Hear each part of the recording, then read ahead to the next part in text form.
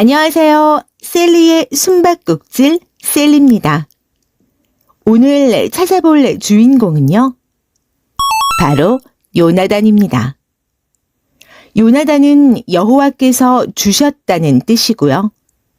유대 제1대 왕인 사울 왕과 아히노암 사이에서 태어난 장남입니다.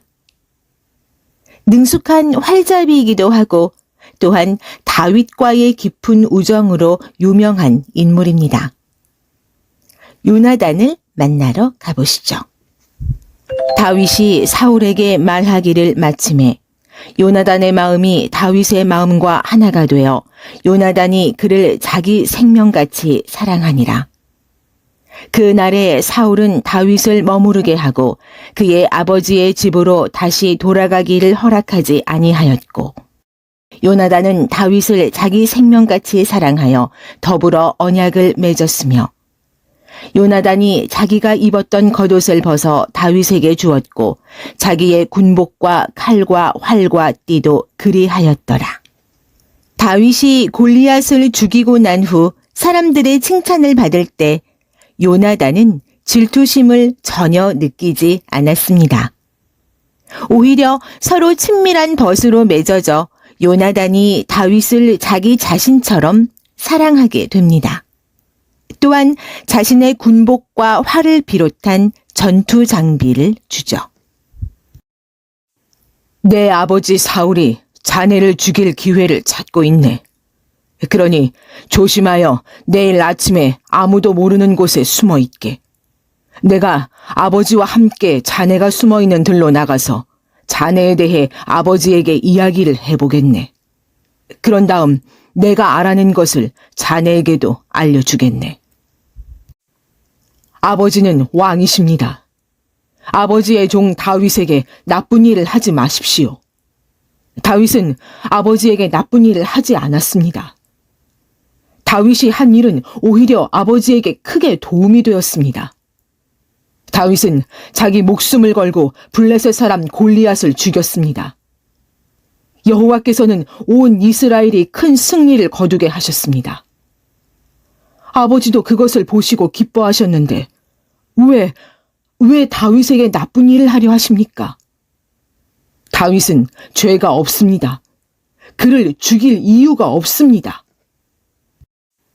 사실 급속히 요나단과 다윗이 친밀한 벗이 되게 된 계기는 마침 요나단이 힘든 시기를 보내고 있었기 때문입니다. 아버지 사울 왕의 점점 약해져 가고 변해가는 믿음의 모습을 보고 몹시 괴로움을 느낄 때였죠. 이러한 상황에서 다윗의 강한 믿음을 보며 그에게 끌리게 된 겁니다. 30세 가까이 되는 두 사람의 나이 차이는 문제가 되지 않았습니다. 아닐세. 자네는 결코 죽지 않을 걸세. 아버지는 아무리 작은 일을 하시더라도 먼저 나에게 말씀을 해주신다네. 자네를 죽일 생각이 있었다면 반드시 나에게도 말씀해 주셨을 걸세. 아버지는 결코 자네를 죽이지 않을 걸세. 자네가 해달라는 것은 무엇이든지 해주겠네. 아버지가 만약 자네를 해칠 생각을 갖고 있다는 것을 알게 되면 반드시 자네에게 알려주겠네.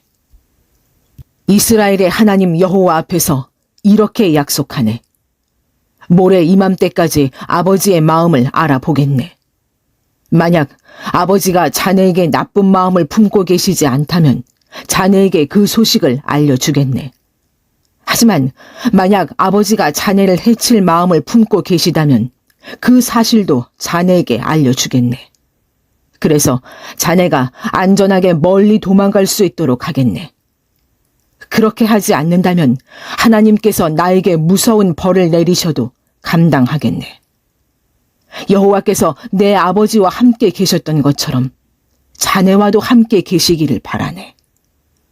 내가 살아있는 동안 나에게 여호와의 사랑을 베풀어 주게나.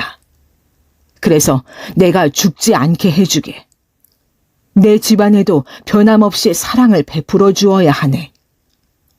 여호와께서 자네의 모든 원수를 이 땅에서 없애버리시더라도 우리 집안에 대한 사랑을 버리지 말아주게.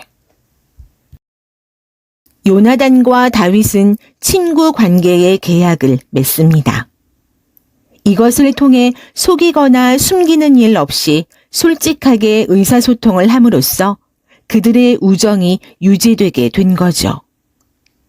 요나단은 여호와의 영이 다윗과 함께 있다는 것을 알았습니다. 그래서 요나단은 다윗과 맺은 언약을 지켰고 다윗을 경쟁 상대가 아닌 친구로 사랑하게 됩니다. 또한 요나단은 하나님의 뜻이 이루어지기를 바랐습니다. 사울이 요나단에게 화를 내며 그에게 이르되 패역무도한 계집의 소생아, 내가 이새의 아들을 택한 것이 내 수치와 내 어미의 벌거벗은 수치됨을 내가 어찌 알지 못하랴. 이새의 아들이 땅에 사는 동안은 너와 내 나라가 든든히 서지 못하리라.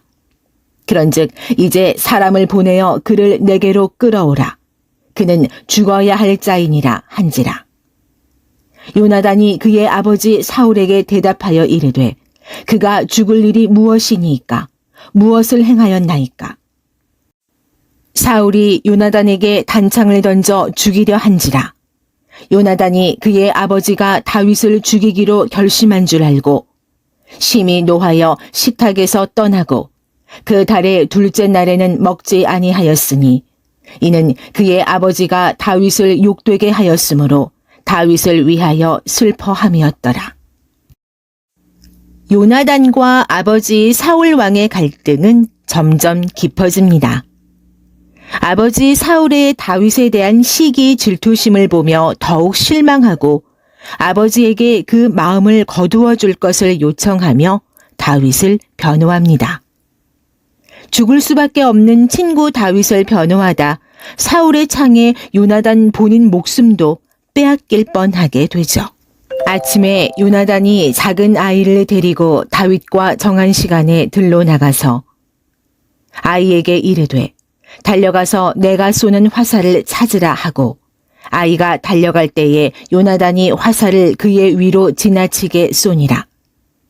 아이가 요나단이 쏜 화살 있는 곳에 이를 즈음에 요나단이 아이 뒤에서 외쳐 이르되 화살이 내 앞쪽에 있지 아니하냐 하고 요나단이 아이 뒤에서 또 외치되 지체 말고 빨리 다름질하라 하매 요나단의 아이가 화살을 주워가지고 주인에게로 돌아왔으나 그 아이는 아무것도 알지 못하고 요나단과 다윗만 그 일을 알았더라.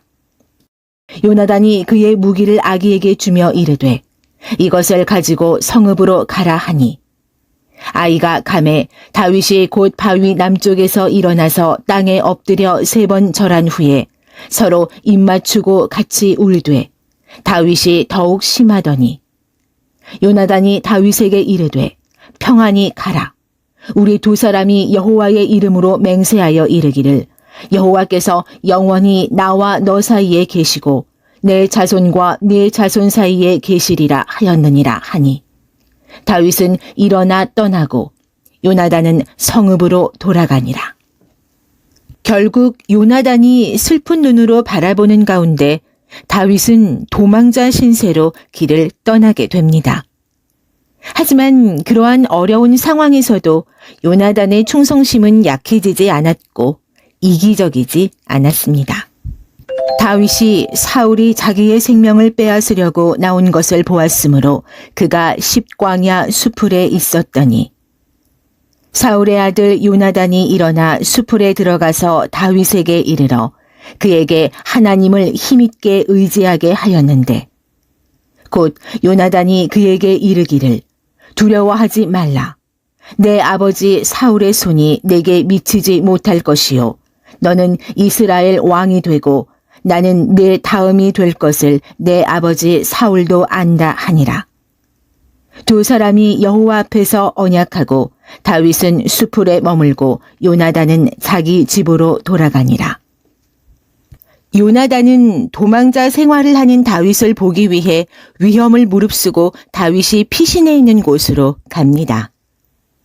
여기서 요나단은 다윗을 격려하고 안심시켜주며 여호와에 대한 믿음으로 다윗이 왕이 될 것이라고 말해줍니다.